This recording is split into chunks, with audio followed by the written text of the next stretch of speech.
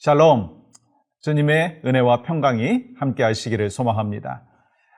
부활주의를 지나고 우리는 부활에 대한 감격과 또한 소망을 갖고 살아갈 수 있는 은혜의 백성이 되었습니다. 또 예수 부활의 증인이 되는 사명을 하나님께서 맡겨주셨습니다. 우리 모두가 잘 감당해서 하나님 앞에 영광이 될 수 있기를 간절히 소망합니다. 먼저 찬양으로 영광 올려드립니다. 찬송가 250장 구주의 십자가 보혈로 함께 찬양하겠습니다.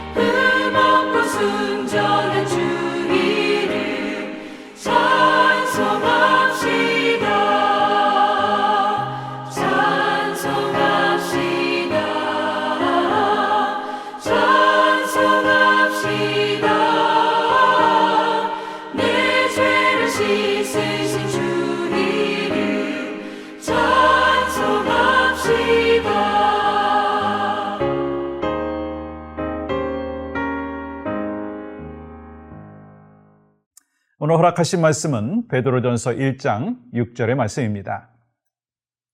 그러므로 너희가 이제 여러 가지 시험으로 말미암아 잠깐 근심하게 되지 않을 수 없으나 오히려 크게 기뻐하는도다. 아멘.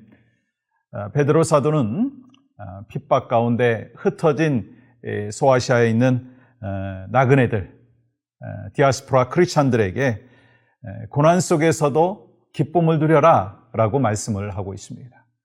이 베드로전서 1장 우리 3절부터 12절까지의 이 말씀은요, 한 문장으로 되어 있습니다. 그리고 또한 주어도 하나예요. 주어가 무엇인가? 여러분 3절 말씀 보시면 이렇게 기록되어 있습니다. 우리 주 예수 그리스도의 아버지 하나님을 찬송하리로다 라고 하는 거예요. 예수 그리스도를 찬송하리로다. 하나님을 찬송하리로다. 그리고 나머지는요, 왜 찬송해야 되는지를 쭉 말씀하고 있는 것을 볼 수가 있습니다. 우리 지난주 같이 말씀을 통해서 나눴듯이 예수 그리스도를 믿는다라고 하는 이유로 핍박을 받고 고향을 떠나서 소아시아에 흩어진 그 사람들을 뭐라고 이야기했습니까? 흩어진 나그네라고 얘기했습니다. 그리고 나그네로 살아가면서 그들에게 소명을 주셨어요. 그리고 또 그들을 위로하는 그 편지를 지금 쓰고 있습니다. 그런데 베드로 사도는 이 고난 중에 기뻐할 수 있다라고 말씀하였고, 더 나아가서 뭐라고 말씀하시느냐면 찬송하리로다 라고 말씀하고 있어요.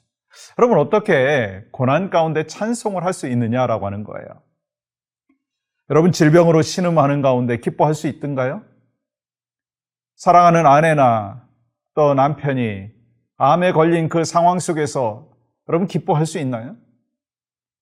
사랑하는 자녀가 큰 위험과 어려움 가운데 있고 또 예수 그리스도의 길에서 벗어난 그 삶의 모습이 있을 때 여러분 기뻐할 수 있나요? 갑자기 잘 다니던 그 직장에서 레이업 통보를 받았을 때 여러분 기뻐할 수 있나요? 시험에 실패하고 그리고 또한 좌절되는 그 상황 속에서 여러분 기뻐할 수 있나요? 아니, 사랑하는 사람을 먼저 떠나보내야 되는 그 눈물이 늘 가슴속에 새겨져 있고 실질적으로 눈물이 흘리고 있는 그 상황 속에서 여러분 기뻐할 수 있나요? 근데 베드로는 그런 아픔과 상황 속에서도 기뻐하라라고 말씀하고 있어요. 그렇기 때문에 말씀대로 순종하면서 신앙생활한다. 여러분, 그거는요, 솔직히 결코 쉽지가 않다는 거예요.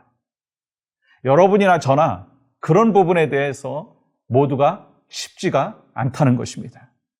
그렇다면 왜 우리는요, 고난 중에 기뻐해야 합니까? 그리고 어떻게 고난 중에 기뻐할 수 있습니까? 여러분, 오늘 본문을 통해서 주님은 우리에게 고난 중에 있든지 낙심 가운데 있든지 기뻐해야 되는 이유에 대해서 말씀하고 있습니다.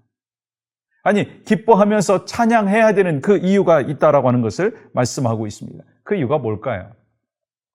저를 한번 따라해 보시겠어요? 고난은 잠깐입니다. 고난은 잠깐입니다.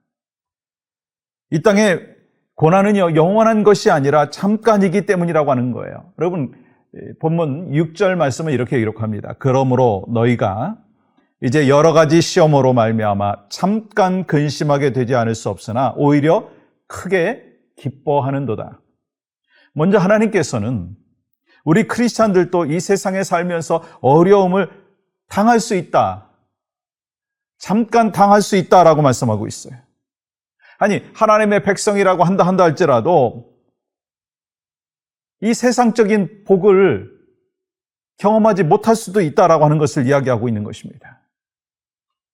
예수 그리스도를 믿는 사람이나 예수 그리스도를 믿지 않는 사람이나 시험이나 또 실패나 낙심이나 좌절이나 모두가 찾아올 수 있다는 거예요. 그런데 주님은 오늘 본문에서 우리의 고난, 믿음의 사람의 고난은 잠깐이라고 말씀하고 있어요.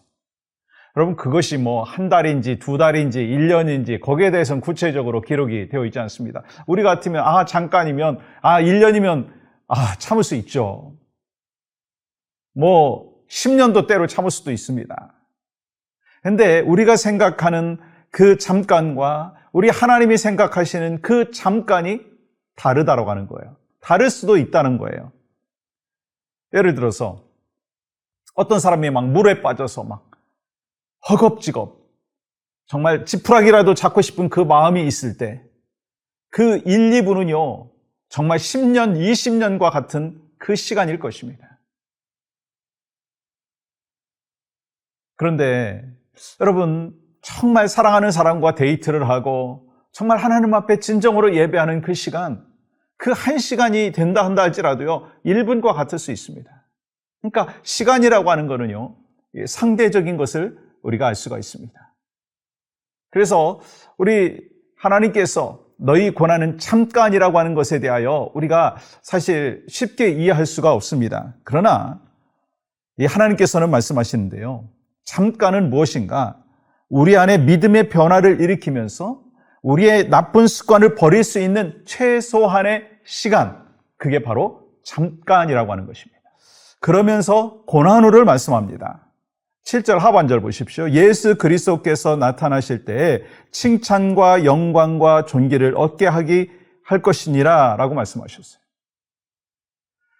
지금 베드로는 이 고난과 핍박 속에 있는 크리스찬들에게 뭐라고 격려하느냐면, 고난받은 너희는 주님 다시 오실 때 칭찬과 영광과 존귀를 받게 될 것이다 라고 말씀하는 거예요. 또한 8절 말씀은 또 이렇게 기록하죠. 예수를 너희가 보지 못하였으나 사랑하는도다. 이제도 보지 못하나 믿고 말할 수 없는 영광스러운 즐거움으로 기뻐하니.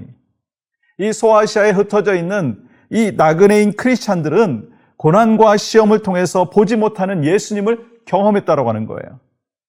이 고난 중에 그들은 인내하고 구원하시는 예수 그리스도를 경험했기 때문에 그들은 잠깐 있는 고난이 오히려 말할 수 없는 큰 영광이요 기쁨이었다는 거예요. 여러분, 무슨 의미입니까? 여러분과 저도 고난의 시간을 지나고 또 앞으로도 지날 수 있습니다. 근데 주님은 우리에게 말씀하십니다. 고난은 잠깐이다. 근데 그 잠깐 있는 그 고난 속에서 우리는 하나님을 만나는 것이고, 그 고난 속에서 영적으로 더 깊어지는 것이고, 그 역경 가운데 주님이 나를 향하여 뜻하신 것을 깨닫고 발견하고 또 경험한다면 이거보다 더 큰 하나님의 복이 어디 있겠는가? 그리고 지난 후에 우리는 역시 하나님께서는 이 고난을 통해서 나에게 말씀하여 주셨고 나는 이 고난을 통해서 하나님께서 말씀하신 것을 깨달았습니다. 아, 그래요? 고난은 잠깐이고 결국 이 고난을 지나간 후에 하나님의 영광과 기쁨을 나에게 주신다라고 하는 분명한 확신이 우리에게 있기 때문에 우리는 고난 속에서도 기뻐할 수 있는 믿음의 백성이 되는 줄 믿습니다. 이 땅의 고난, 그건 잠깐 우리에게 주는 것이고 우리에겐 영원한 기쁨과 또 영원한 그 소망을 주셨습니다. 그 믿음과 확신 속에서 오늘 또 승리하며 살기를 소망하시고요. 또한 여러분의 삶 가운데 사한 소망 되어 주신 예수 그리스도 안에서 주님의 은혜와 능력을 체험하고 또 잠깐 있는 이 고난 속에서 주님의 뜻과 인도하심을 깊이 경험할 때 하나님을 통하여 역사하시는 우리의 삶 속에서 주님의 인도하심의 은혜는 변함없이 나타나게 될 줄 믿습니다. 함께 기도하겠습니다. 우리가 함께 기도할 때 모든 성도들이 부활을 경험한 자가 되게 하시고 예수님의 부활을 전하는 크리스찬 되게 하여 주시옵소서. 또 고난 중에 있는 성도들에게 이 땅의 고난은 잠깐이고 기쁨은 영원하다는 것을 믿고 확신하게 하여 주시옵소서.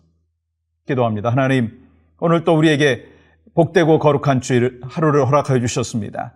하나님, 마음을 다하고 뜻을 다하고 성품을 다하여 하나님 앞에 영광 올려드리는 복된 하루가 되게 하여 주시고 우리에게 잠깐 있는 고난은 결국 그 고난을 통해서 주님의 은혜와 역사하심이 있기 때문에 또 주의 놀라우신 풍성하신 기름 부어주심의 은혜는 변함없이 있을 줄 믿고 확신하며 또 고난 가운데서도 주님을 깊이 발견하고 깨닫는 모두가 되어질 수 있도록 인도하여 주시옵소서. 예수님의 이름으로 기도합니다. 아멘.